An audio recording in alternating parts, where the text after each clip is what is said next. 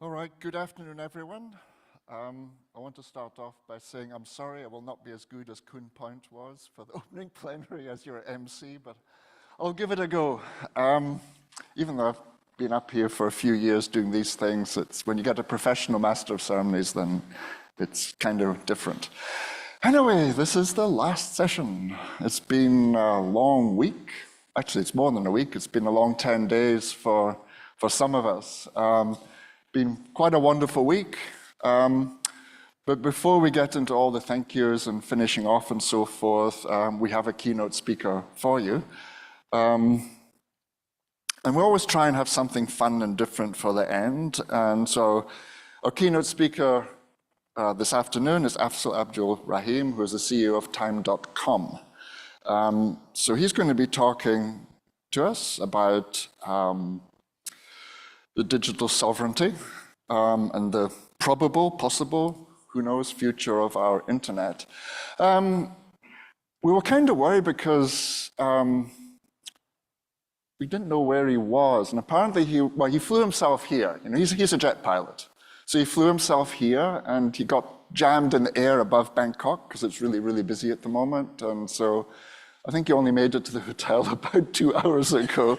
So thank you, Air Traffic Control, for allowing our keynote speaker in here. So I'm sure Afzal can talk a little bit about being a pilot as well. It sounds like a lot of fun. I get to sit in the back of the plane somewhere. He gets to sit up front and fly his plane and then sit in meetings and then fly his plane back again. And sometime in between, he sleeps. Maybe it's on the plane. I don't know. Anyway, please welcome Afzal to the stage.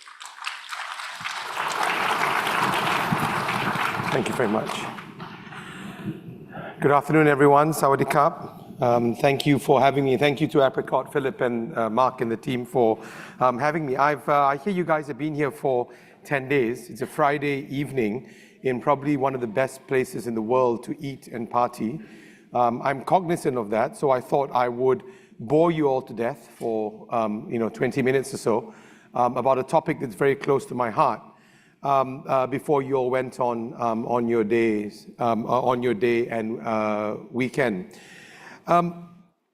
Let me just start by saying that this topic of digital sovereignty, my background is for about 10 years of my life, I was a pretend network engineer.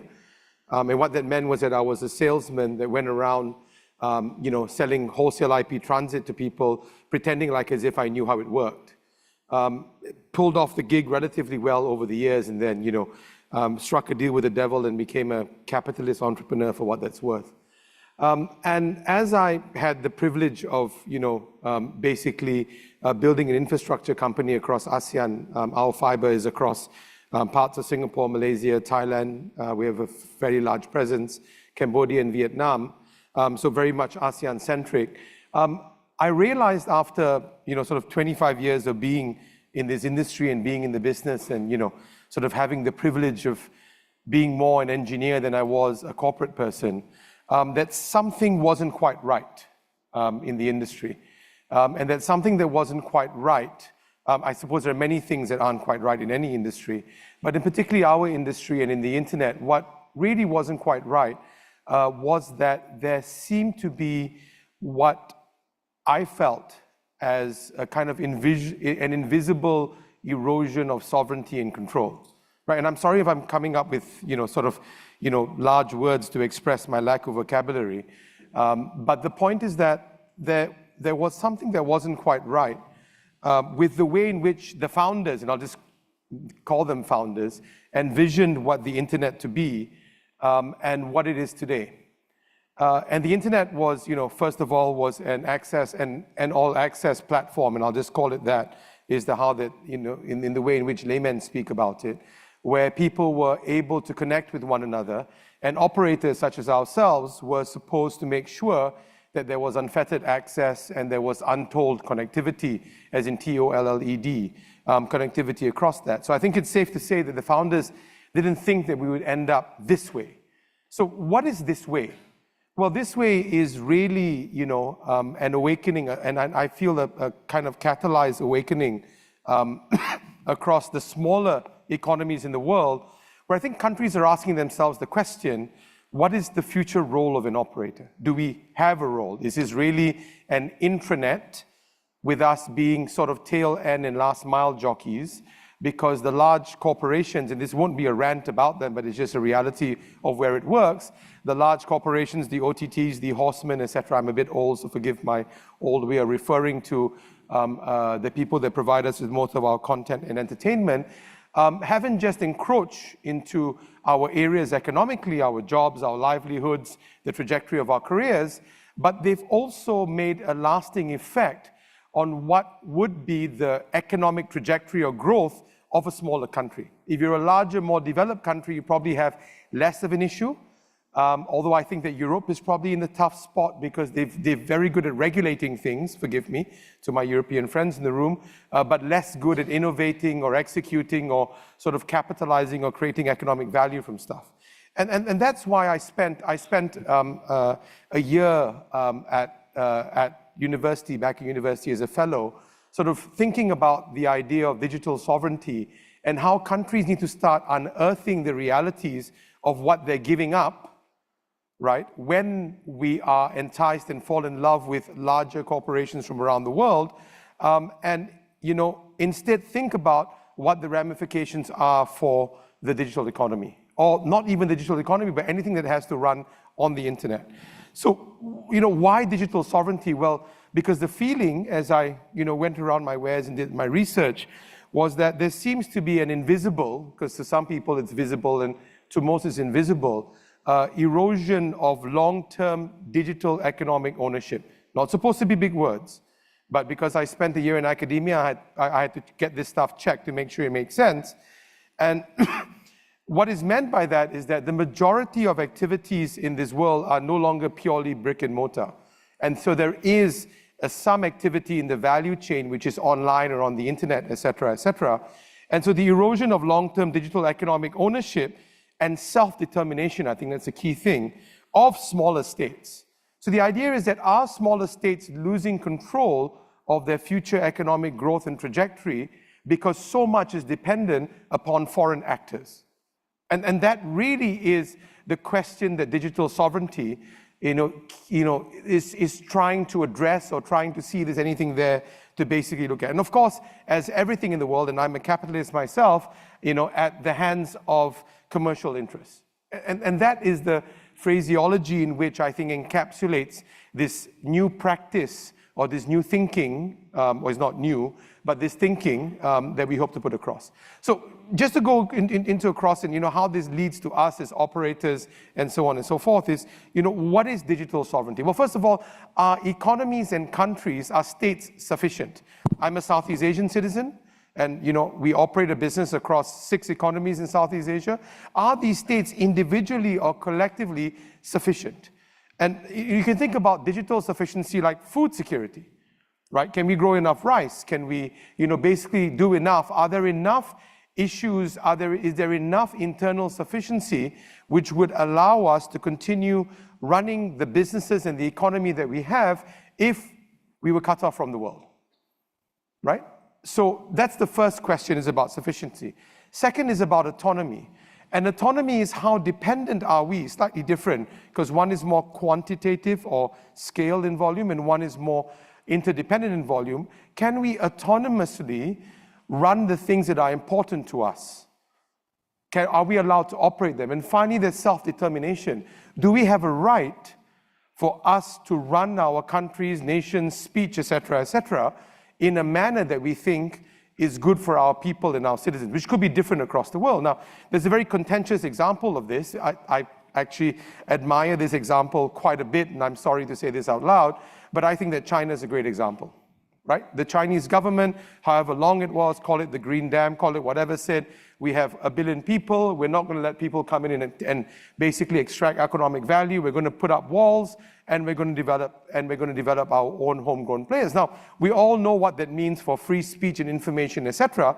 But if you just pragmatically look at it from an economic standpoint, you can argue that these giants that have now become large OTTs and horsemen themselves would have never been able to grow had that economy not been walled off. Now, whether it's a right or wrong decision is not for me to say, but I'm saying that there are pros and cons of this approach. What also happens when countries start to think about bringing in or getting dependent upon, and let's take my home country of Malaysia, that has become a large data center market of late with lots of interest from lots of foreign investors to invest in Malaysia, and I'll talk a little bit about that in a second, is that when one starts giving up control and start inviting foreign parties into smaller states, again, this is more skewed towards smaller states, then you can argue that there could be the creation of a glass ceiling for that economy because you don't have domestic companies to do it in the first place, right? And no economy really wants to be run at the behest or at the pleasure of a foreign actor or an actor from a foreign state. So that's pretty straightforward.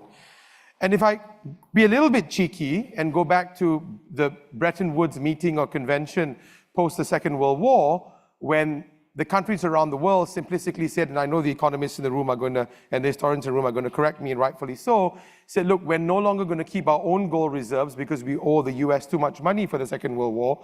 We'll reference your currency, so therefore becoming dependent and losing their autonomy. And then in whatever year it was, 1971 or whatever, Nixon deserts the gold standard. So is there an analog or a parallel here that could affect us as smaller states as we start building this view on what could happen, because then we completely lose our self-determination? Now, I'm not trying to say at all that these large foreign actors or large corporations are evil. No, I'm not saying that at all. But what I'm saying is, what is the right balance? And a balance can only be reached if there's dialogue, and a dialogue can only be reached if there's equal amounts of exposure across both sets of the divide. If one group of people isn't as exposed as the other one, or isn't as educated as the others, then one cannot have dialogue. And really where this leads to is, and this is just, there's nothing correct about this. There's more things wrong about this little diagram than there is right about this diagram. But it starts to try to put buckets around areas of what affects digital sovereignty, right? So the first thing that affects digital sovereignty, or that is an affront to digital sovereignty, is an erosion of digital self-determination. We talked about that briefly. The second thing that affects digital sovereignty in many ways is actually what I refer to, and perhaps a bit unfairly, so I do apologize if any of this is offensive, is what I refer to as the programmed disintermediation of the value chain, and in particular the operators. And again, I'll come into that in a second. The third thing has to do with the fact that many of our industries that are related to what we do are funded by an abundant amount of capital and this endless pursuit for efficiency. And because capital is relatively easy to gain, because we are tools of trade or flip, we're more, the operators around the world these days are more flipping agents, so they don't necessarily build value in their own right, but they're led to basically build value for shareholders divesting and investing. And that has created a bit of a ruckus, and we'll talk a little bit about that. And finally, the thing which is closest to my heart of all is just to see how there is so much drain of talent in our industry and amongst our peers in doing what I refer to good minds going to do not so great jobs or not holding so great responsibilities, which is very unfair, but that's basically it. And I promise you I'll be brief. So first of all, take your standard smaller country, right? Inviting investors in, foreign direct investments, very important. Please bring in investments anywhere from fiber to data centers to whatever, but FDI is a double-edged sword. You accept foreign investment, but let's be clear that in order to attract foreign investment, you first need to offer incentives as a country, as a state. You need to do deals, and those deals could be, around investment tax allowances and so on and so forth. A lot of it has to do with tax.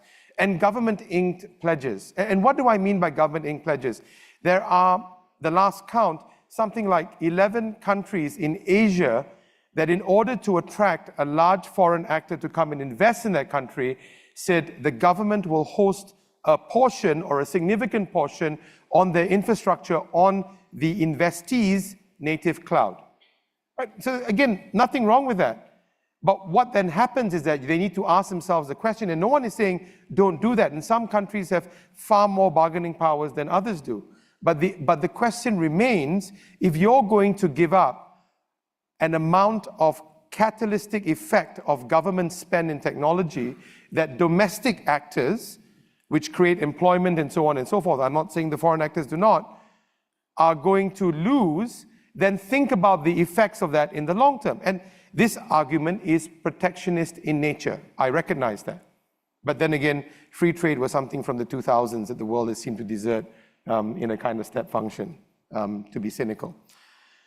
The industry is also fraught with critical mass hurdles. And what that means is that it's very difficult for many of us to grow up, whether we are an aspirational cloud computing player, an on-premise player, whether we are an ISP or a telco or a data center. If we don't have critical mass, it's very difficult for us to grow. So when big portions and pledges are made, that actually is an opportunity lost for domestic players that spin the economy perhaps a bit more than foreign players.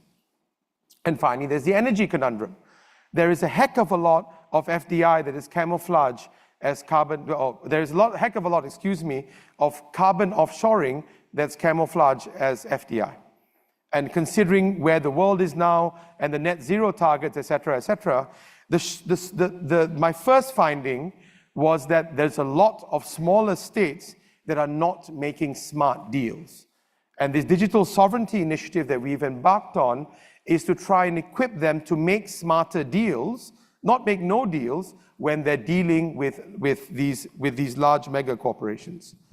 The second one really hits home here, and this is probably the most relevant, this and the last point about negative talent drain, is probably the biggest thing which sits home with us. Operators, from the time when we had our lovely 2-digit and 3-digit AS numbers, have been disintermediated. We have been pretty much through a program, and one that has worked out for efficiency purposes. We have been shrunk, and our universe has shrunk, and we've been disintermediated between the eyeball and the content provider. Now, you can argue that the origins of what I call our double-ended business model, i.e. we charge a subscriber and then we charge a content provider for access, again, I'm just being pragmatic, may not have prevailed anyway, right? But the question that we need to ask ourselves is, would things have been different if the operators were different from the infrastructure owners? Because really the kind of intent of this economic disintermediation is to have control over that infrastructure. And I had front row seat to that personally in 2008, when one of the large American OTTs partnered with us and 5 other companies to build the first operator, partially owned submarine cable system called Unity from Chikura in Japan to Redondo Beach in Los Angeles. And it was the first time that an OTT had actually participated in the growth of a submarine cable or investment in the submarine cable, which, if you can remember back in those days, was the long tail and the backhaul that was needed in order to facilitate and break through, the dominance of, I forget who they are now, but the dominance of, 701 and Sprint and all these guys, in sort of getting eyeballs and peering with them and paid peering and selling transit. So they saw an opportunity and they invested. And, to a large degree, to the expense of us telcos, at the expense, of us telcos, they made it a better industry. So there's a two-sided coin here. But that was the argument to do with basically the fact that the telcos themselves were not necessarily doing an efficient job of growing bandwidth and reaching corners and continents of the globe that the content providers saw the eyeball growth coming from. So perhaps there was a double-edged sword with respect to that. I think the scariest thing today is that when I think about our network, and let's just talk about our consumer home broadband network, right? We've really been relegated to become GPON jockeys. So we run, from the ONU to the OLT, the passive optical network. We try and get back to our edge and border routers as quickly as possible, and then we hand off, 50% of our traffic, 60% of our traffic to, these large corporations and CDNs. Before this, we used to have a wonderful global network, or attempted to build a wonderful global network. We had people in different parts of the world. We were very excited about peering and transiting all across the place. But now the economic need for that has come down. So one can argue that actually that's made our jobs easier because all we have to do is just hand off in the most efficient manner, right? But I think that the scary part about all of this is that we're losing influence, competence, and accountability.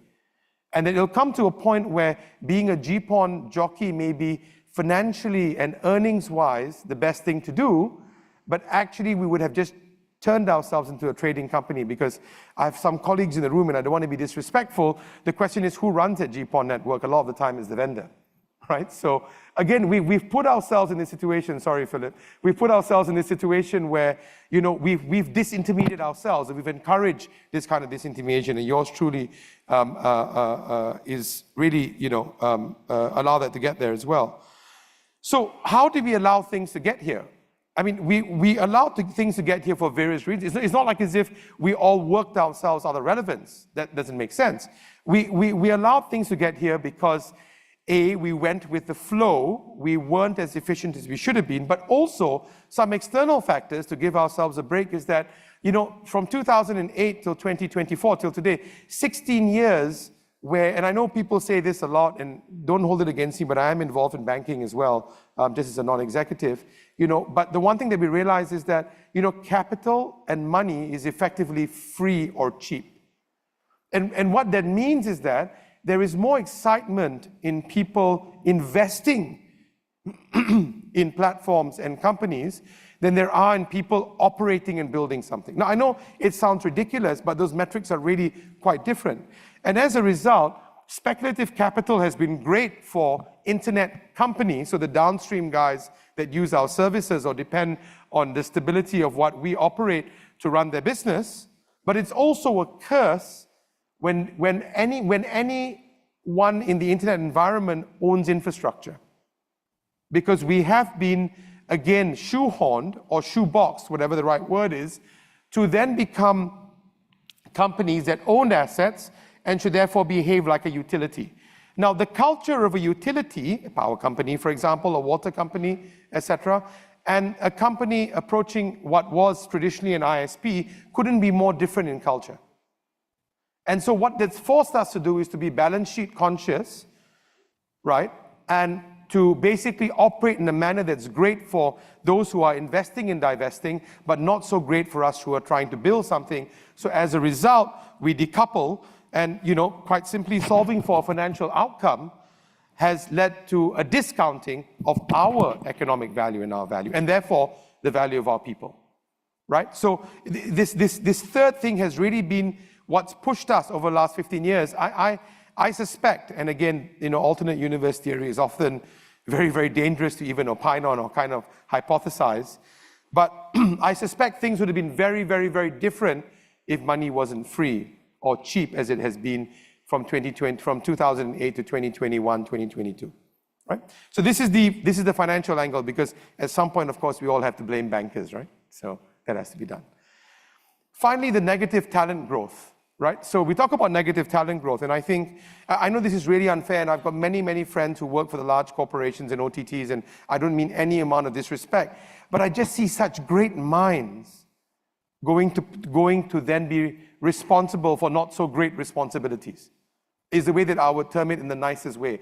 I see people that had fire in their belly, that were really making waves, suddenly project managing something.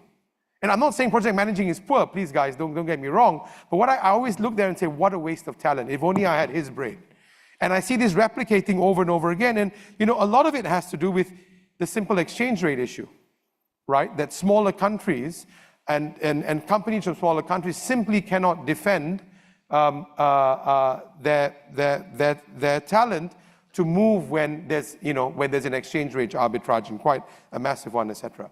The second one has to do with the interrupted development cycle, right? Every country, every economy has a development cycle. People go through, moving up the value chain. And so much of this talent then gets interrupted from what would be the local pool and gets pulled across to the international pool. I was just speaking to one of our colleagues at the conference here today and saying about, and he was just relating to me about how Singapore is a real hub for talent. So as Malaysians, we think we lose a lot of our talent to Singapore. But the Singaporeans say, no, you lose a lot of your talent to Singapore to live there, but they don't work for Singaporean companies. And I know this should be obvious to me, but if you think about it, the best of our brains are really being lost. And if we decide that this is not for us to play, because the greater economic argument is maybe all of our smaller countries are subscale and shouldn't be playing in this business in the first place, right? There's also this issue about extracting role to hubs, right? So if you think about social media networks, for example, and UI UX developers or UI UX engineers, for want of a better phrase, right? I mean, there's actually significantly fewer UI UX developers in smaller countries because they've all been hubbed elsewhere to where particularly a large corporation or organization is doing their front-end development work.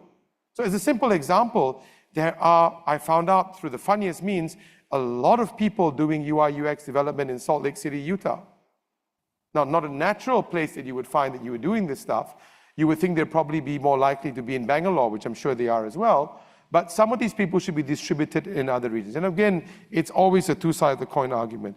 And of course, there's this whole automation argument. Look, we can't fight it, right? People are looking at, automatic provisioning, zero-touch provisioning, and at the end of the day, our roles are going to be performed by something else. But I ask myself the question, because it's something that I'll never understand, no matter who I speak to, is why does the world need autonomous vehicles? Right? Particularly when it comes to public transport. I've never been able to understand. I understand it's a holy grail of technology and so on and so forth, but what is the economic value of an autonomous vehicle that would disintermediate millions of people that are paid to sit behind a steering wheel? It's a very protectionist argument, but then to what end and to what level automation should we be looking at in our industry? Some self-reflection for us as an industry. Should we be disintermediated in the first place, right? Well, as I said, perhaps it'd be different if the ISPs were not infra owners. Grudgingly, as we mentioned, there is an element of efficiency that has come about by the operators being disintermediated, right? End customers are getting great deals on great services at pretty good quality of service or great quality of service as well. So maybe we were not doing our jobs well. An unpopular statement, but one that should be mentioned nonetheless. And the starting point, the gap between the content centers of North America and so on and so forth, and the smaller economies in ASEAN from the beginning was obviously too big to begin with, right? So our exposure levels, what we did, the value of what we did, et cetera, et cetera. So maybe there was no way to be level, and maybe this is all an academic exercise in regret of what could have been when it really could not have been. Some things to think about, because I've got 3 seconds.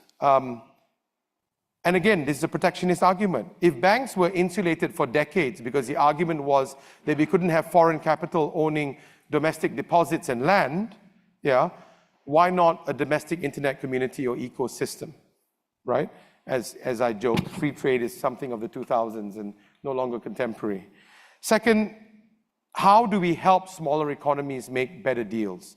And when smaller economies make better deals, as they enter the global ecosystem or they trade with the global ecosystem or couple themselves, then it means that operators have a better chance of also continuing to add value like they have done over decades.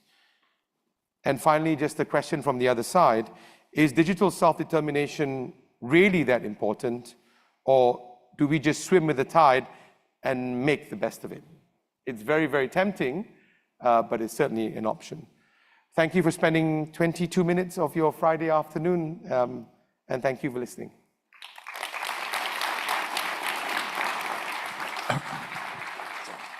Stick here. Oh, let me stay here. Yeah. Excuse me. We traditionally don't have questions for our keynote speakers, but I'm sure Afsal will be around afterwards if you'd like to have a chat with them. But anyway, we appreciate. Thank you. Thank you very much. Little Thank piece you of very much. Aboriginal art from Northern Territory, Australia. Fantastic. Thank you so much. Thank you very much for having me, everyone. Who do we have next? Next up, we have Kitten Anstruprasad from Beakinix, who will tell us all about the conference network. So we normally do this in the lightning talks, but I thought, given, we try and pull this all back in here. So Nan will talk about the conference network, and after Nan, we'll have Brian, who'll tell us all about the V6 only network, which was an interesting experiment we tried here. But anyway, first up, we have Nan.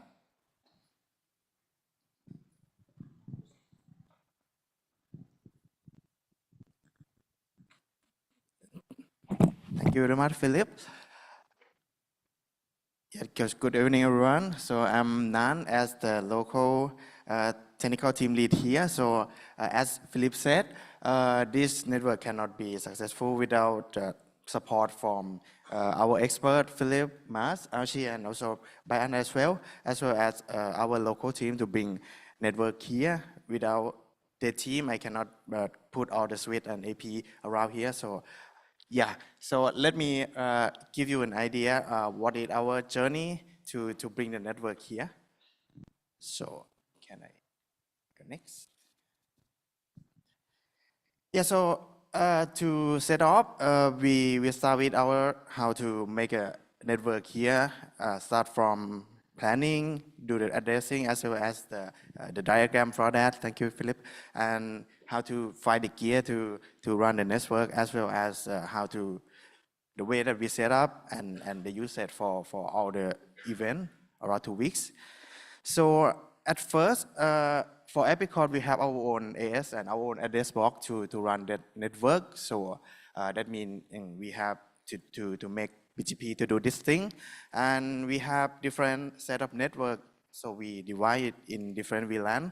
The most of user will be on wireless, and that's a type of mobile user. We have two separate SSID. So Epicor SSID is the main conference one with provide with dual stack network. And we have another one which is with Epicor Dash V6 only, which is for IPv6 mostly network. Bayan will tell us a bit more on that. And we have also Y network which connect to server to the computer that using for the webcast. And the last one we have a separate management network. And we need the internet circuit. So we try, when we start to do this, we also looking with the current provider that already have the infrastructure here. And luckily we have two provider that have the internet here. So first we try with these two operator first because since it's much easier if they have already have the cable. So we can connect to their network and get the internet out in and out. So the thing we need is to patch from the equipment to our equipment. And not only that, we also find an alternative way from our partner.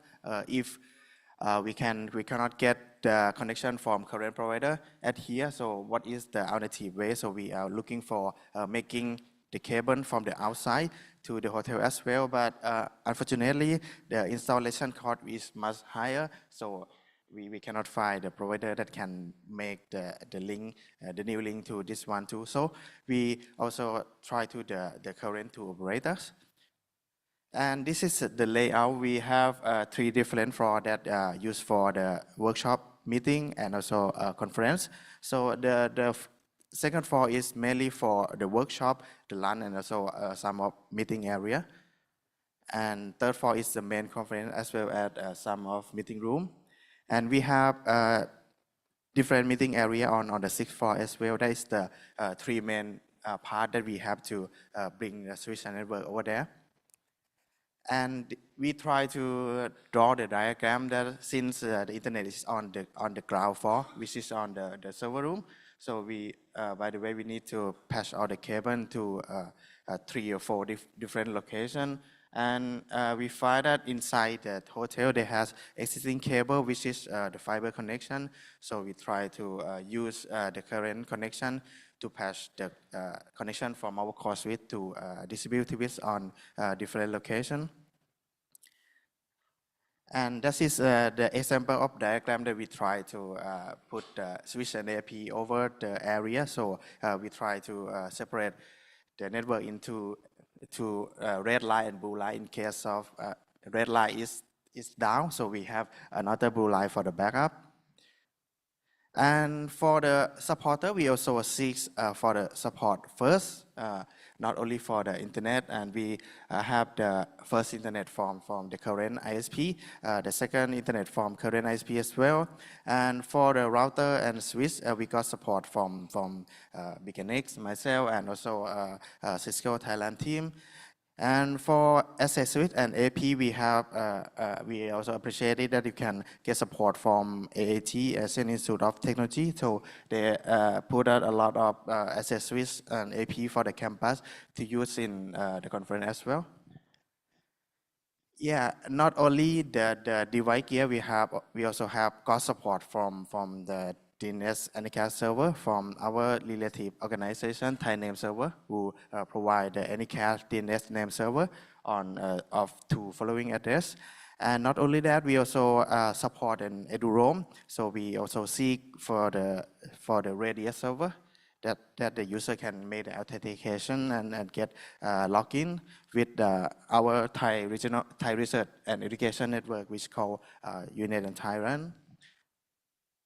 Yep, for the gear that we use, we simply made on the traditional. So we try to put two on everything, like two server, two router, something like that. And we have some of accessories as well as the AP from AAT. Yeah, for to first off, we have setting up the timeline for the installation and network for a year. So we start to planning on this around the middle of June last year. And when we have the kick-off meeting, I try to throughout to the hotel to see which cable or location that we can put our network there. And where is the way to patch the network from the core to some other location. So yeah, that is the first thing that we do to make sure that we have enough. We need to lay the new cable or not. So the second inspection is after that in January. So we also got the recommendation from our expert to make the inspection as soon as possible. So that's why we also rush to the hotel and test out the core to make sure that we have the connection to each location, each different floor. Yes, before the Epicot, actually Epicot had 2 different weeks. The first week is the workshop. We also need to bring the network for the workshop as well. Before the workshop, we also need to install 2 router and to switch to get the connection from ISP. The 5 days before workshop, we come to hotel first and try to put all things together.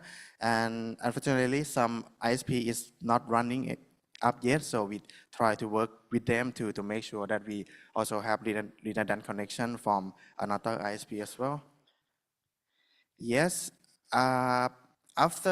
since they have some the hotel didn't allow us to work on weekends, so we have to continue to work on Mondays to get the second ISP running up. On the weekend, we also working on the background to make sure that they are propagate our address to the internet. So on that day, we make sure that the first ISP was up and running, and we have still need to work in another ISP. Yes, and one day before workshop is the day that all the instructors will come here and try to set up for the workshop as well. That at the same time we also set up our NOC also. That is the box that we host all of the service that support the host to get the connection. For example, DHCP, DNS, something like that. We host it on this little box. And yeah, we also working with instructor to make sure that they get the connection to each room and use for the workshop. Yes, this is for the internet connection. First connection, the scheme that we advertise to them. So we also advertise the aggregate box as well as the half of that.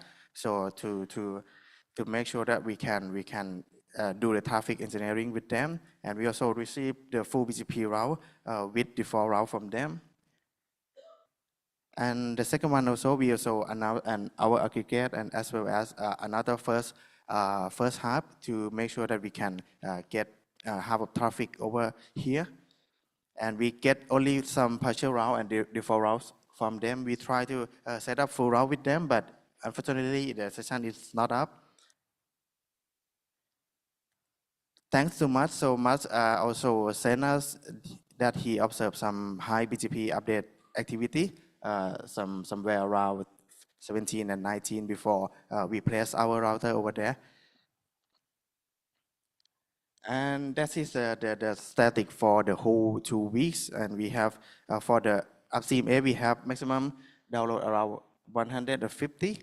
And we use this one for the main outbound traffic. That's, we see the peak about 120. The second SP is mainly for wireless user. We also see the traffic coming in this way. And for the outbound, we use this one as the backup. And totally, we have all the conference network consume the maximum bandwidth around 260 or 300 something. And for the wireless user, we see the maximum user around 590. The mainly user will be on the main epic called SSID, as well as V6 only, as well as Eduroam also. And for the data usage, you can find the number somewhere around this. Yes, and DHCP and DNS server running on the little box that we set up, the NOC here. So we can see the wire user around 10 and wireless user is about around 1,000. So that's the layout that we use for monitoring all the things together. So I hope that our network can serve you, and hope you enjoy using our network in our 2 weeks of conference here. And thank you very much. So, and last but not least, if you enjoy coming back to Thailand, we also have a peering forum again in May. So if you like to do the peering again, you can come, and hope you can join us. Thank you. Right. Thank you very much, Nan. There's quite a bit going on in the conference network there. That last picture was like, wow. No, it looked really good. So thanks so much to the BKNX team and everybody who's been helping with the conference network. Brian will now tell us all about the V6 only component of the networks.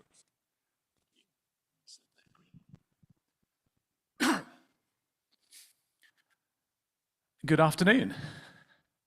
And I'll try and keep this brief. Let's find the clicker on.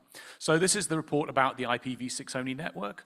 And we've had the wireless SSID called apricot-v6 only. If you want to try it, you've got about 30 minutes left before we turn it down. And I'm going to talk briefly about how we built it, how it's different, or what's special about it compared to previous v6 only networks, some of the issues that we found, and some information about how many people have used it. So before I talk about v6 only, I'd just like to talk briefly about v6 mostly, in case some of you here haven't heard about this. This is a relatively new set of standards. The RFCs were published probably 3 years ago, but it takes a while for these things to find their way into client devices and so on. But they are now starting to get traction.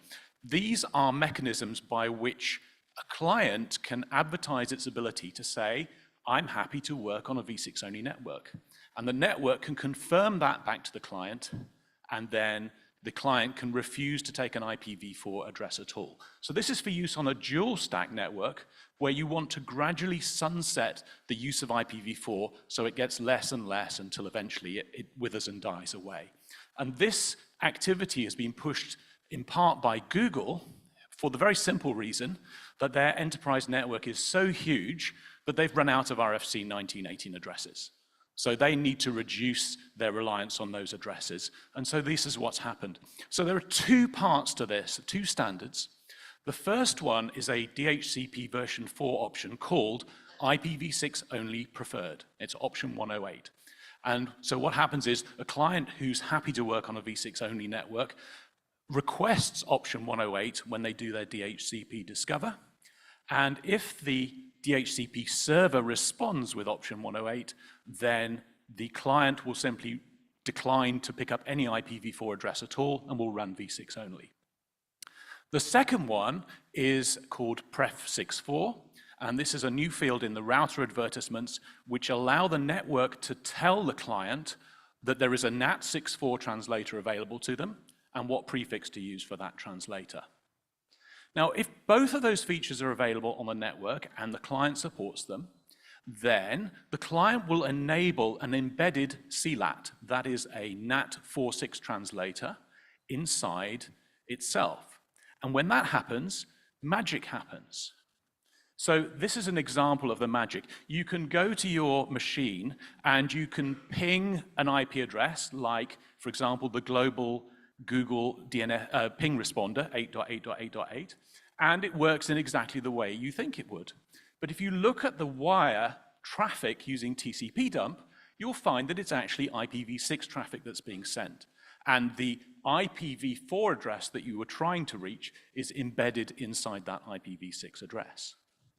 So that in turn means you can browse anything on the internet that's only reachable over IPv4, any website like that. You can even enter an IP address, an IPv4 address literal into the web browser, and it will connect and run. So it looks just like a regular v4 network. So the benefit you get from this is essentially your IPv6 addresses are now usable like a giant private address space for reaching the IPv4 internet, and you don't need to run both protocols at the same time. Unfortunately, this doesn't save you any public IPv4 addresses because you still need a NAT64 translator at the edge of your network to translate these packets back into IPv4 so that they can go across the internet to where they want to go. But it saves you having to run both protocols at the same time. So what does this look like from the client's point of view? Well, this is output from Mac OS, and you can see from this that the client has picked up its own IPv6 address, but it also has this sort of fake IP address 192.0.0.2. That's the IP address it uses to talk to the CLAT, which then translates the traffic. The CLAT has picked up its own IPv6 address, and it's learned this NAT64 prefix. So that 192.0.0.2 is a kind of fake internal IP address. It's the same on every device, and it shouldn't leave the machine at all. It should be entirely private. Well, that's what I thought was going to happen. I'll come back to that in a moment. So that's IPv6 mostly. How can we use these tools then to build a better IPv6 only network for the conference? That is the router that we're using. It's a little PC running virtual machine, which all of this stuff is going to run on. So the first thing we need, somewhat perversely, is on our v6 only network, we need a DHCP version 4 server. And we need one that responds to clients that request option 108 and tells them, yes, you can run v6 only. But we don't want it to respond to other clients, because if we did, we would be offering them an IP address, and the client would configure itself with that IP address, and we'd be back to dual stack. And my constraint I was given is this should be a v6 only network. So if you take a standard server like ISC or KEA, they will always offer an IPv4 address from a pool. They work fine in a IPv6 mostly, but if the client doesn't do 108, they will still give them an IP address. I couldn't find an off-the-shelf DHCP server that worked the way that I needed it to, so I took a sort of modular DHCP server written in Go called Core DHCP, and I added an extra module to do this functionality. And actually, the patches that I made were merged this week by the author of the package, which was great. It was a change to Core DHCP and its upstream library that it depends on. So if you want to replicate this, you now can. That's the config. I'm not going to talk about it because this is just for reference, except to point out there's a module called IPv6 only there, and it says 24 hours because that's how long it tells the client it can run single stack, and after 24 hours, the client will come back and check to see whether it can still run single stack. The second thing I needed was this pref64 in router advertisements. Now, the problem with this is that the router vendors have been a bit slow to implement this, and so either the vendors just don't have it, or it's only available in their very newest firmware.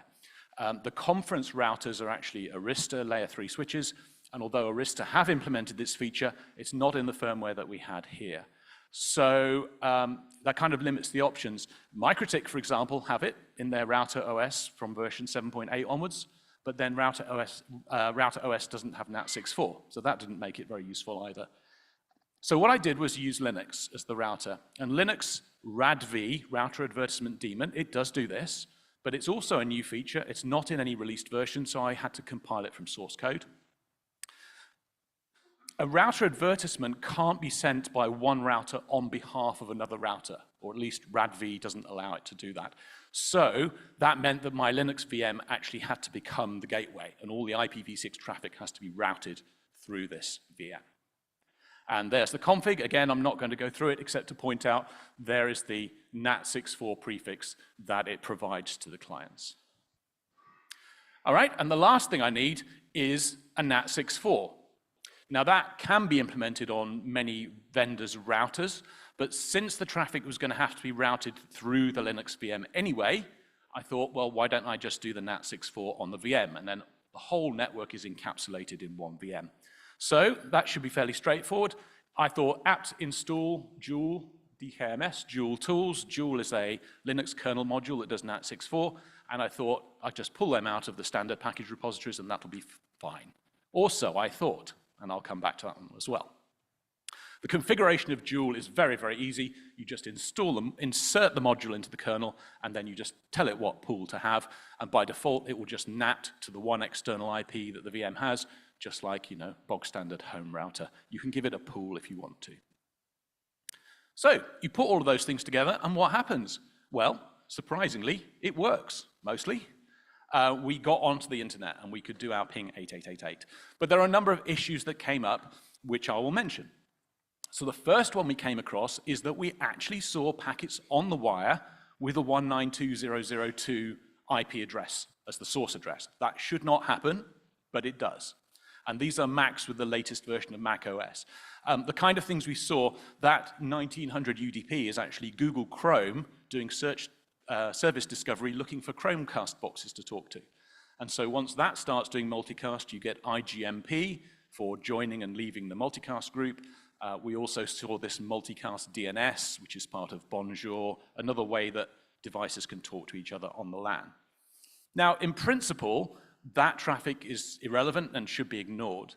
But we found that our Cisco wireless controller had a security feature that says if it sees somebody try to take over the same IP address as another device, then it will kick them off the wireless network. It will add them to an exclusion list, add their MAC address, and say, IP address theft. I'm not going to allow you on. So it worked fine when I was testing it by myself. As soon as somebody else came into the room and started joining, we all got kicked off the network. That was relatively easy to find. There's a checkbox to disable that feature.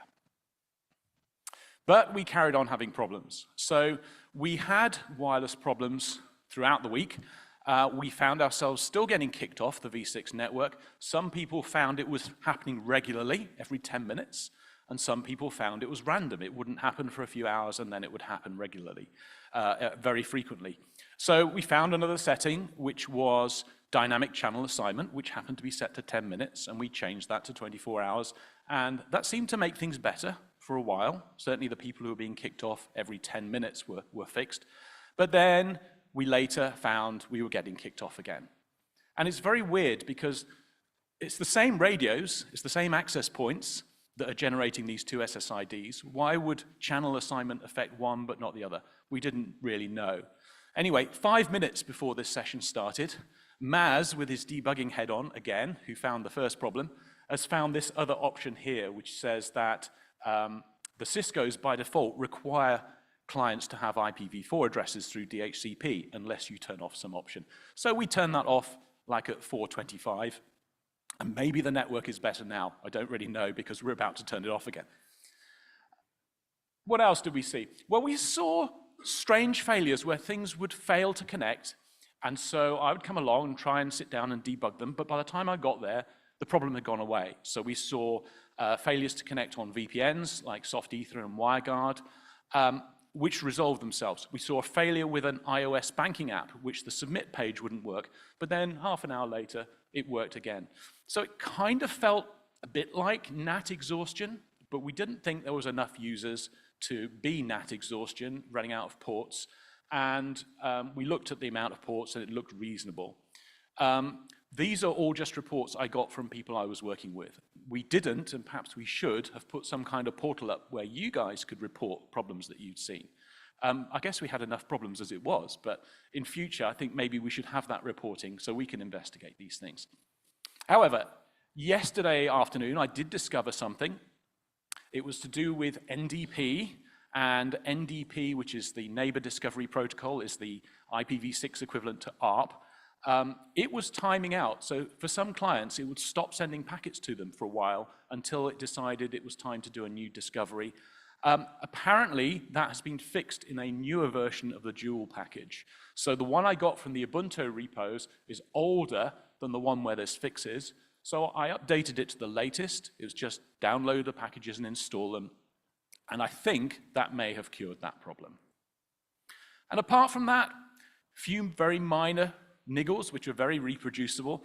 Trace route to IPv4 only shows stars. It doesn't show any hops. That's to do with the CLAT not translating IPv6 unreachable packets. And we got this odd thing with SSH client in the Mac, where if you said SSH -4, it would simply refuse to even attempt a connection. And yet, if you SSH to an IPv4 literal, it's fine. And if you use SSH from Homebrew, it works fine. So it's something about how Apple have compiled SSH for Mac OS. But that's about it. And apart from all of those things, it worked really well. And I was on it all the time, except from when I got kicked off. So I used it. Now, here's the usage information from the DHCP server logs.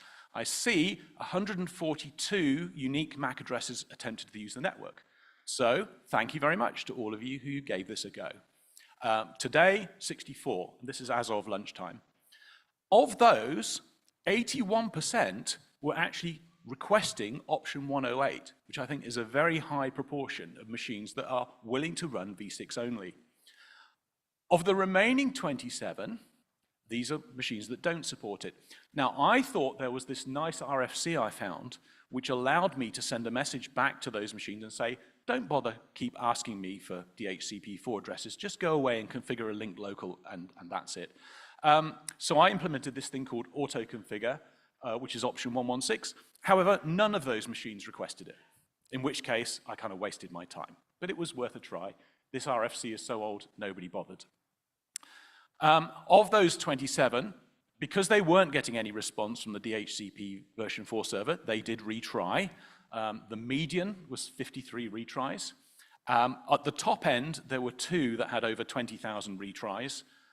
One of them, over 2 days, tried nearly 50,000 times. That's every 2 or 3 seconds it was trying to do a DHCP discover. Didn't cause a problem, though. My software just received the packet and threw it away, and the network, 1 packet extra is not a problem. So, if you were thinking about this from a client's point of view, what kind of clients are compatible with this kind of network?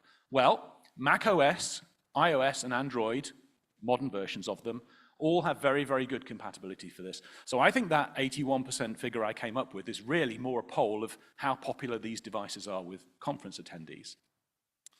Windows doesn't support this, as far as I know at the moment. I don't use Windows myself, but as I understand it, the current situation is they will only support this on a mobile broadband card that you plug into your Windows machine. And that's because there are many mobile networks that are IPv6 only, but Windows haven't enabled it on the LANs. That hopefully will change. Linux, no, there is no out-of-the-box experience for this. You can go and download this thing called CLAT-D, which is actually a Perl script, and you can plug it into systemd. It needs an out-of-tree kernel module to do the translation, or a userland program to do the translation, and it doesn't support pref 6.4. It needs DNS 6.4 to discover the prefix. So actually, it's a horrible experience. Hopefully, Linux will catch up with this at some point. However, if you were actually doing this for real, you'd be doing IPv6 mostly, not IPv6 only, and it wouldn't be an issue, because these machines would just pick up an IPv4 address as usual. What you would simply find is that you're using 80% less private IP addresses on your network. You might get it a little bit more compatible with these legacy devices if you did DNS 6.4, because DNS 6.4 fakes up Quad A records for machines that don't have IPv6 addresses on the server. But, well, one thing is you've then giving out fake information in the DNS, and when are you going to sunset that? And the other is that many clients just bypass your local DNS anyway, because they prefer to give their personal information to mega corporations like Cloudflare and Google and so on. So I don't think you can rely on DNS 6.4, and I think the great thing about this approach is it doesn't need it. So if you would like more information about how this network works, that paper and that presentation I found incredibly useful. I learned a lot about this from them. And of course, you can always just look at the clients on your own network and see how many of them are offering option 108 to your DHCP server. And if your DHCP server doesn't have that level of logging, at worst, you can just TCP dump your traffic, and TCP dump will decode the packets for you and tell you whether option 108 is being requested. So you can find out for yourself how close you might be to being able to deploy this for yourself. So I'm going to finish with a quote, which I found from my mail archives from around 2008. I'm not going to read it out. I'm not going to attribute it, but the person who wrote this knows who they are. I suspect quite a few people in the room know who that person was as well. So with that, I just want to say thank you to everybody who participated in the experiment and tried the network. Thank you enormously to the BK-NIX network team who worked very late into the night trying to debug some of these problems. I wish you all a safe and comfortable journey home, and I hope to see you again next year. Thank you. Thank you very much for that, Brian. That was a fascinating report. So really appreciate you staying another week to help us do that. Because Brian was here teaching one of the workshops last week and agreed to stay on to help us with doing this. So, and also in the previous RIPE meeting, I think inspired us to try this out for Apricot as well. So this now brings us to the various thank yous, and I would like to invite Kun Pensri, Executive Director of THNIC Foundation, to come onto the stage to say the thanks on behalf of THNIC. Okay, good afternoon. It has been a long week for all of us, like Philip said. So I hope you have a good time talking to each other, connect to your peers, and you have enjoyed meeting, Apricot meeting. So, and I hope that you have a good chance to go out to explore Bangkok. If not, it is your last chance. Join us tonight for the closing social. So we'll go to Museum Siam. On behalf of .th team, I would like to express our gratitude to each and every one of you. First and foremost, I would like to thank Professor Kanchana Kanchanasut for her vision and leadership in bringing Apricot 2024 to Thailand. With her dedication and inspiration, played the crucial role to make this event success. Next, I would like to thank you, our participants, you all, for coming all over the world to make this event special with your insightful discussion, groundbreaking presentation, and your spirit of collaborative. Yeah. Next, I would like to thank you, Philip, Molly, the event organizing committee members, and Apricot crews. We are very pleased to working with you. It has been a long time, a long duration of time that we prepare the apricot.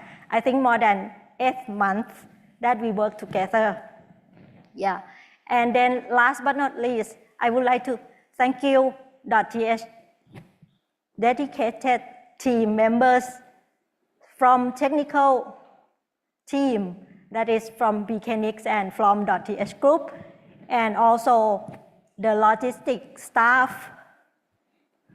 You ensure the smooth running of the events and created welcoming environment for all.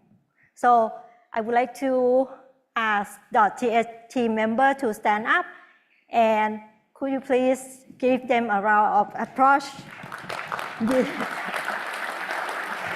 Thank you.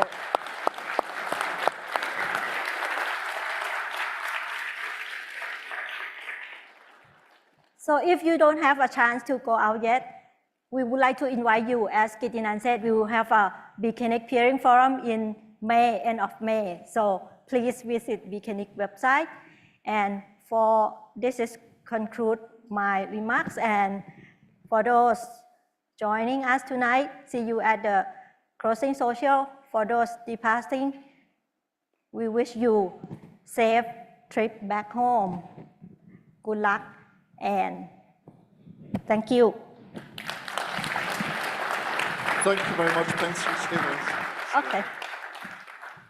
To show a token of appreciation, we brought a small thing from Australia for you. Thank you very much. It's Thank you very much. fantastic. Thank you.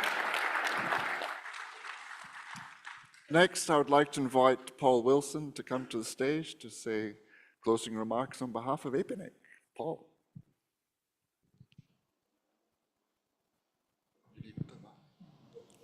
I think this works.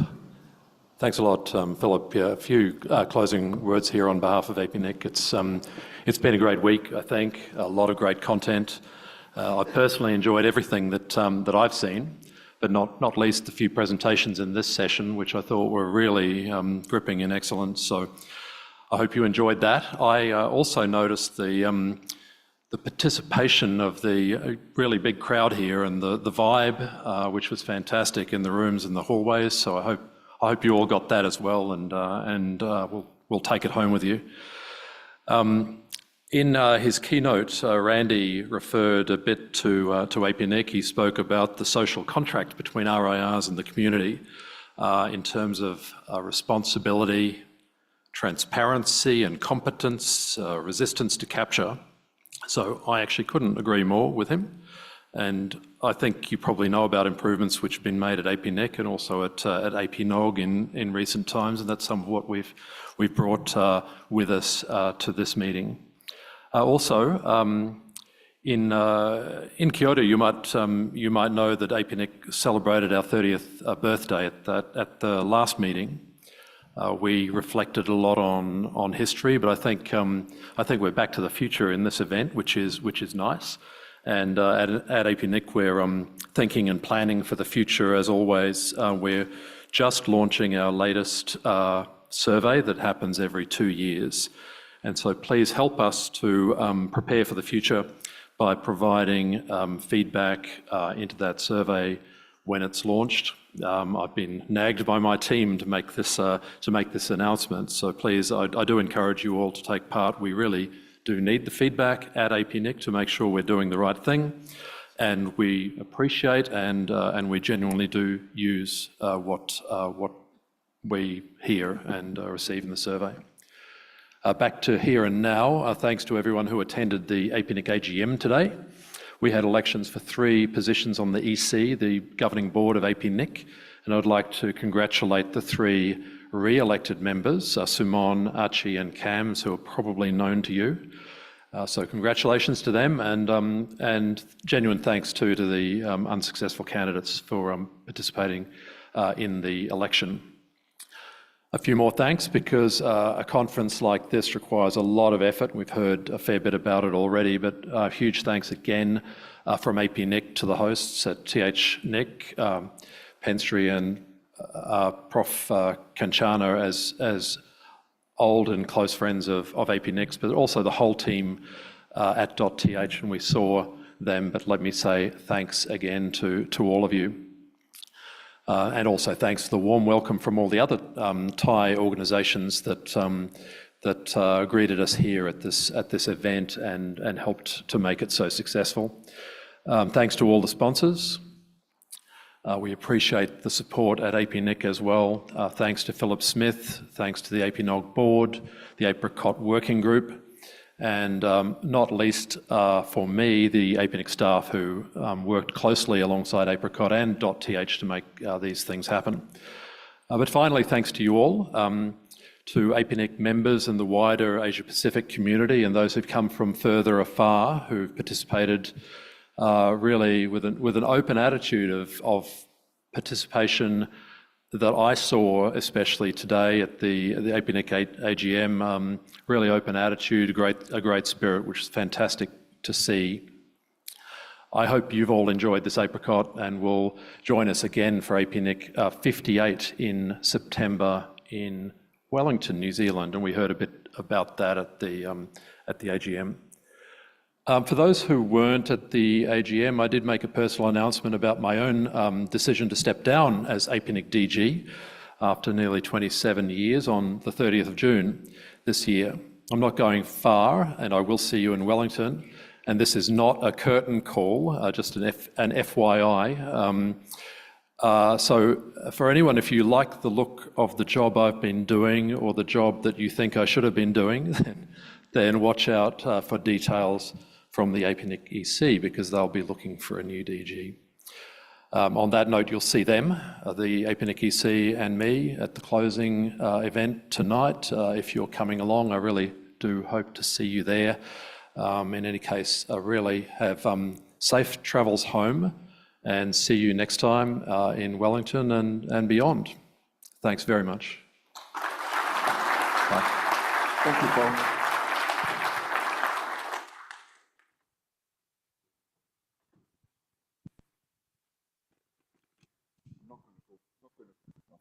Okay, I'm not going to go walkies with this, well, not too much anyway.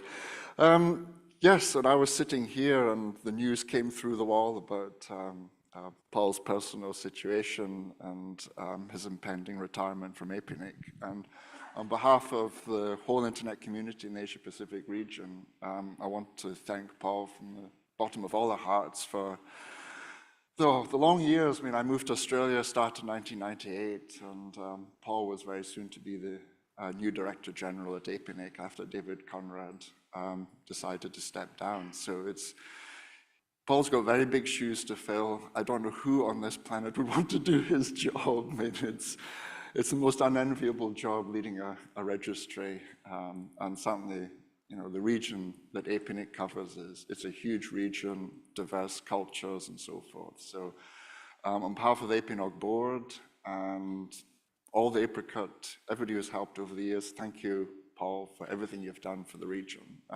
We truly appreciate it. And may we wish you all the best for your next venture. We look forward to hearing more, how you're going to get on and what you're going to be doing next. So thank you so much.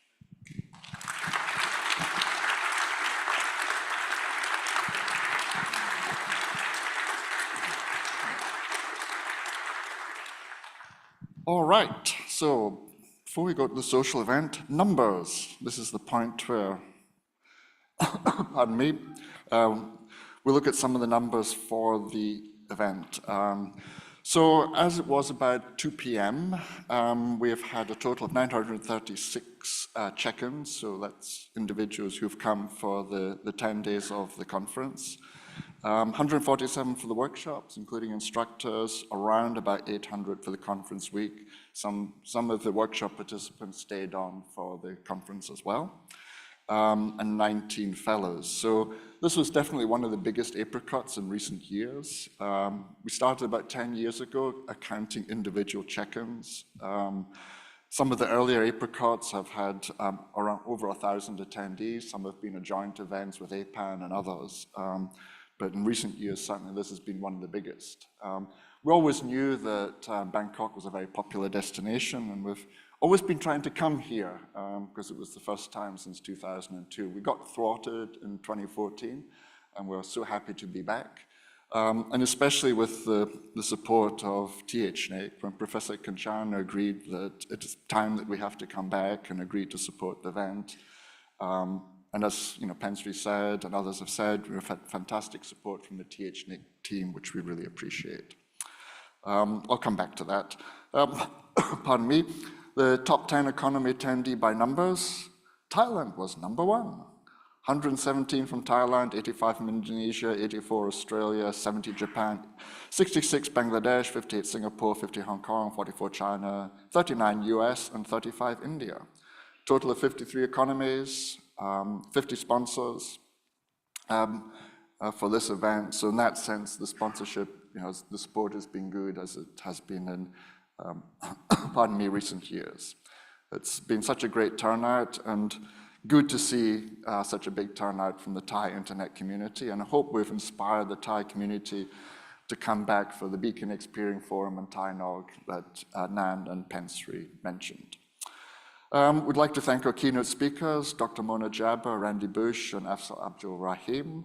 Want to thank our expert team, the instructor team from far and wide who came and helped with the training for 3-4 days last week. Thank you to all the presenters, the tutorial instructors, the session chairs, the program committee, the 23 members of the PC who worked with the 3 chairs, Mark Tinker, Mark Duffel, and Achia Tienza, to produce the program. It's never straightforward. There's a lot of wrangling work to do, a lot of discussion and negotiation with presenters to produce the content that we had here this week. For the fellows, we had 19 fellows here. We had 200 what I would call complete applications for the 20 places. It was a new program this year, more on technical ability and technical merit, and so a bit different from what we've done previous years as an experiment, and we think it worked.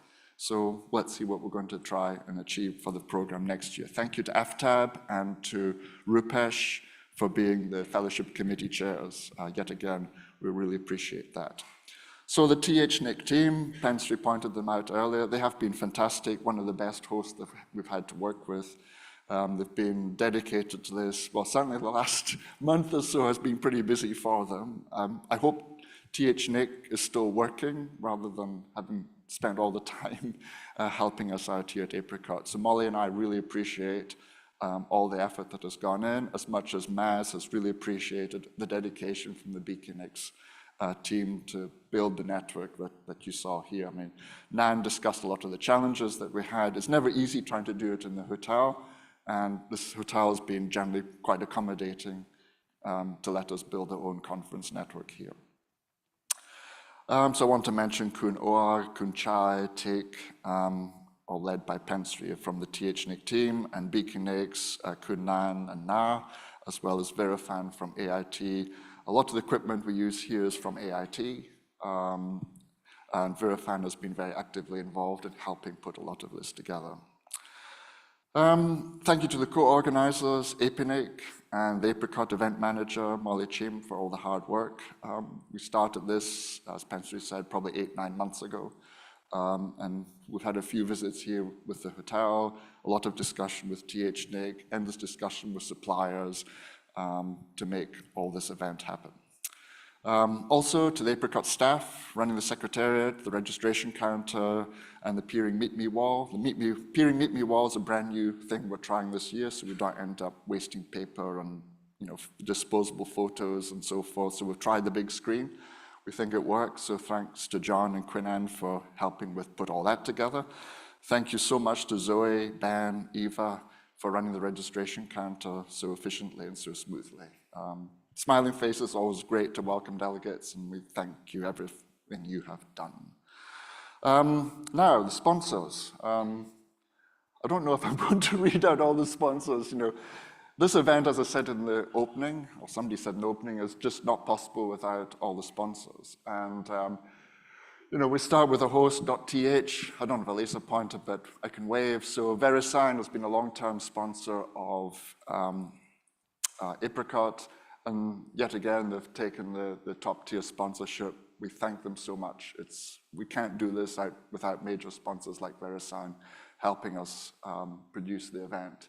APNIC has been long-term sponsor of the closing social, so we really hope you enjoy what has been put on this evening. Flex Optics is a lanyard sponsored, and they're going to be our long-term lanyard sponsor as well. So we have a nice, colorful sponsor lanyard from them. Thank you so much, Flex Optics. Netflix have sponsored our coffee cart for several years, and we hope that the standard this year was suitable. Jane, our barista, is the Thai champion. So she was the Thai 2023 champion, and when Molly and I first went to try out her coffee last year, it was like, wow, if we have this, I don't know how we're going to match this ever again. But Jane was fantastic, and her team were fantastic. She was so happy to be here. She actually got more likes from delegates here than she got when she won the 2023 championship. So that shows how dedicated coffee people we are. So thank you, Netflix, for sponsoring that. Your sponsorship makes this possible. Where are we now? So Peering Forum and Peering Social, different format this year. The whole Peering Forum and Social was sponsored. So our sponsors this year, DCakes and Equinix. Thank you so much for those. Equinix, long-term supporter of the Peering Social. Fellowship this year, we have AppG, IDNAC, AWS, ICANN, and Internet Society supporting the fellowship program. The gold sponsors you all saw outside, roundabout in the pre-function area. So each of the gold sponsors has a booth. They're set up where you can go meet them, they can talk to you and so forth. So quickly go through them: Alita, AMSIX, @Tokyo, BBIX, Benox, Cisco, Digital Realty, HK Colo, HKX, B4.Global by Hilco, JPIX, Kentake, NSRC, Paracom, Plurium Technologies, Seiko, who gave us these wonderful clocks. Where does the Seiko clock go? Oh, there it is over there. Thank you again, Seiko, long-term supporter of giving us clocks. ST Telemedia, Global Data Centers, Team Cymru, and True IDC. So thank you so much to the gold sponsors. Do I want to carry on? Where are we? So internet connectivity, have to mention the internet connectivity sponsors, because without that, we don't have anything.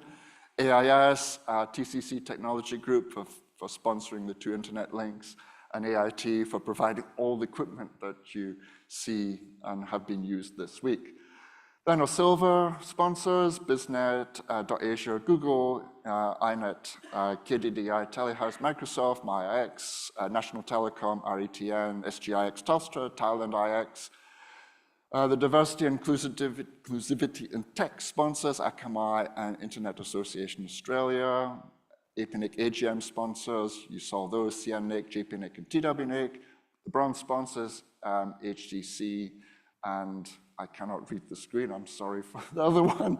And supporting organization, the TCEB, which is the Thailand Conference and Exhibition Bureau, who helped with a lot of the access and getting this event officially listed as a conference in Thailand, which is very important to let you as delegates come in here on tourist visas rather than having to get business visas.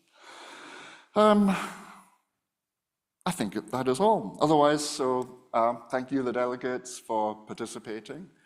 Hope you enjoyed this event. I've got one more thing to do before you all rush off to the social. So hope you enjoy this event. Feedback is always welcome. There's a survey, will be out and about. Please let us know. We're trying to always improve the event or make the event work for your needs. So please do let us know if you have any specific aspects about the feedback. With the network, there's some discussion about making the V6 only network the default and then just providing a V4 SSID, but we'll have to think about that. Maybe some NOGs can try what Brian set up for us here. We've got another year before the next apricot, so maybe we can experiment with that. And I don't know, let's see. Anyway, so what's happening 2025? Well, I think we all know that. So we're off to Dhaka in Bangladesh, and I would like to invite Emdad Haq to come up and welcome us to Apricot 2025 in Dhaka.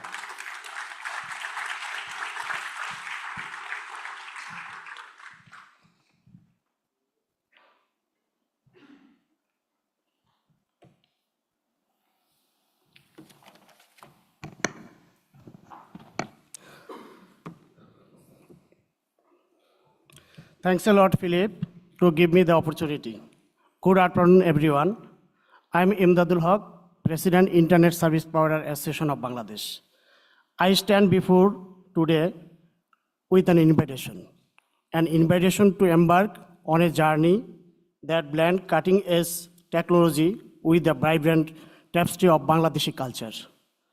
Please mark your calendar for Apricot 25 and Ethnic 59, because Apricot, the premier internet network operator summit for the Asia Pacific region, is coming to Bangladesh in conjunction with the Ethnic meeting. For few days, Dhaka will transform into a hub of knowledge sharing, collaboration, and innovation. Imagine engaging in thought-provoking discussion on the future of internet, cybersecurity, and digital transformation with industry leaders from across the region. Networking with peers from diverse backgrounds, forging valuable connections that will propel your career and your network forward. Explore into workshop and technical session designed to equip you with the latest skill and knowledge to navigate the ever-evolving digital landscape. Exploring the warmth and hospitality of Bangladeshi people. Imagine you are in a rich culture spread in history, tradition, and standing natural beauty. But Apricot 25 is more than just a training and conference.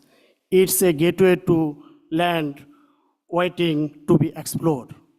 Imagine wandering the busy street of Dhaka, experiencing the aroma of fragrant, spicy, and witness the vibrant street life. Crossing through the Sundarban, the largest mangrove forest in this world. The Royal Bengal tiger is in natural habitat. Relaxing on the beautiful Cox's Bazar, the largest sand beach in this world. Losing yourself in the climeless of Chitang Hill Treks with the breathtaking landscape and diverse ethnic communities. Join us at Apricot 25 and experiencing the perfect blended of professional development and cultural immersion. Network, learns growth, and discover the magic of Bangladesh. Registration open soon. So mark your calendar, please mark your calendar and reserve your spot. Together, let's make the Apricot 25 and Ethnic 59 a landmark event, shaping further the internet while celebrating the beauty and diversity of Bangladesh. Our government also eagerly waiting to make the event successful. From government officials, Mr. Brigadier General Mustafizur Rahman also with us. He is our Telecom Regulatory Director General. So for our next, time is very short, I'd like to show a video for our beautiful Bangladesh. Can you just, someone please help to, for the video?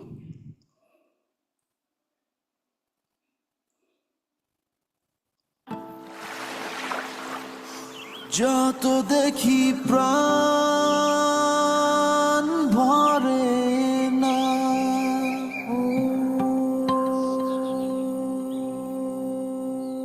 হৃদয়ের মাঝে রাখি তারে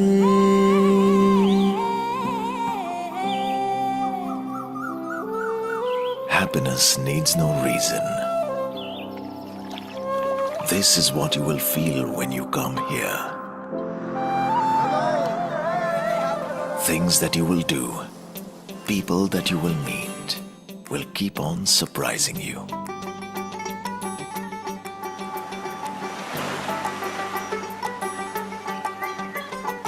oh, oh,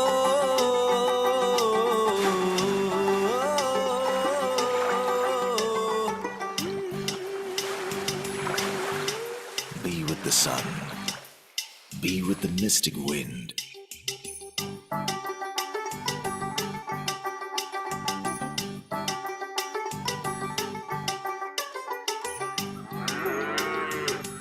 যতই দেখি প্রাণ ভরে না, তাই হৃদয় মাঝারে রাখি তাহারে।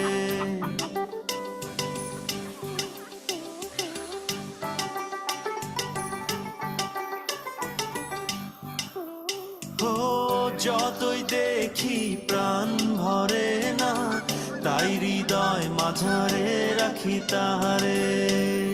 Your mind is a traveler. Now let your heart be the tourist guide.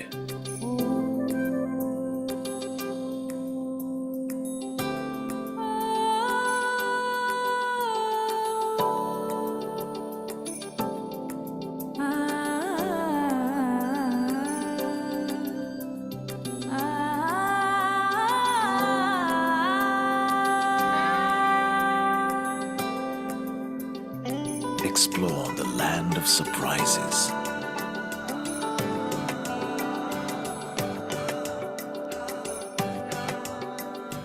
You'll find warmth you've been looking for all your life.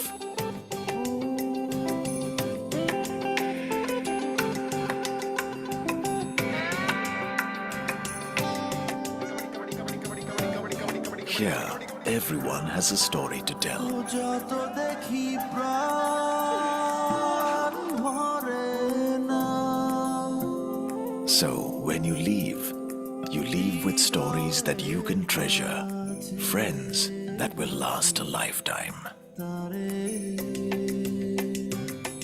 যতই দেখি প্রাণ ভরে না, তাই হৃদয় মাঝারে রাখি তাহারে।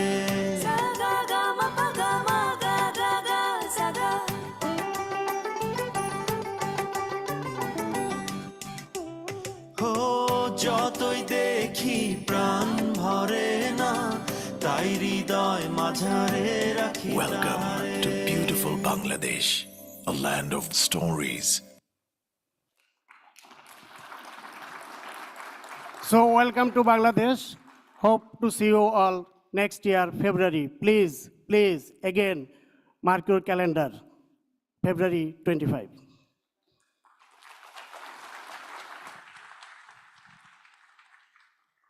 Thank you, Emdad. Thank you very much. So yes, we're looking forward to that. As you probably remember, because of the pandemic, we had the Apricot 2022 was the virtual event hosted by Bangladesh, and now as part of that, we promised to go back, as we promised to go back to Manila last year. So looking forward to that one. So the final thing is the closing social. It's at the Museum Siam. Many of you have picked up the tickets. We had about 200 tickets, so using the BTS and then the MRT, it's very simple. Bangkok's got one of the best transit systems around that I've been on, so it's pretty simple to do. So we start formally at about 7 p.m. So good time to go back to your hotels, drop your bags, and then jump on the train. If you don't want to do the metro, you can sit in a traffic jam and grab, or taxi if you really want to do that. If you're afraid of the concept of going all alone on the metro system, there are staff at the registration counter you can probably tag along with, please, if you really need that help. Otherwise, see you at the Museum Siam. As I say, it's a closing social hosted by APNIC. We'll start, as I say, we'll start proceedings around about 7 p.m. The Michelin-starred hawker food trucks, the band, other entertainment, so we hope you enjoy it. Thank you yet again for coming to Apricot 2024 in Bangkok. Thank you yet again to our host, TH Nick, for all the wonderful help. Thank you, the delegates. Thank you, APNIC, and all the other supporting staff who've made this event a wonderful, wonderful occasion. Thank you. Safe travels. See you tonight.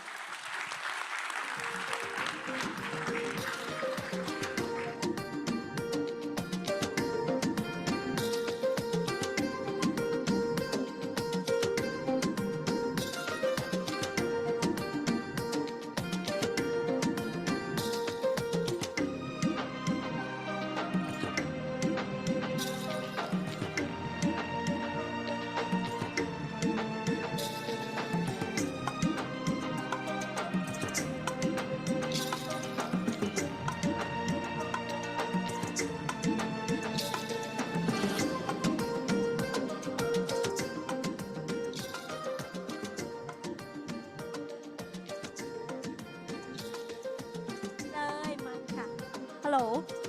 So if you like to have someone to go with you, so you look for .th, red polo shirt, t-shirt, yeah, and then they will bring you to the closing event.